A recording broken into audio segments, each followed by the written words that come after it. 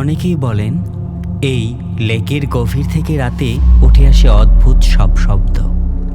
আর কেউ কেউ শোনেন পানির নিচে কি যেন একটা নড়াচড়া করছে। বৈজ্ঞানিক দৃষ্টিভঙ্গি। বগা লেক আসলে একটি ভূগর্ভস্থ হ্রদ বা ল্যান্ডস্লাইড লেক, যেখানে পাহাড় ধসে পড়ে একটি গর্ত তৈরি করে যা পানি দিয়ে পূর্ণ হয়। বিজ্ঞানীরা বলেন এর গভীরতা প্রায় ৩৮০ ফুট, কিন্তু এখনও সঠিক পরিমাপ কেউ নিশ্চিত করতে পারেননি। এমনও গুজব আছে এর নিচে এখনও গুহা রয়েছে, যেখানে হ্রদের পানি কখনোই শুকায় না।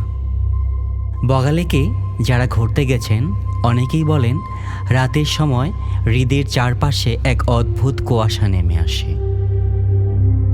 কেউ কেউ দাবি করেন তাঁবুর বাইরে তারা শুনেছেন কারো পায়ের শব্দ, কিন্তু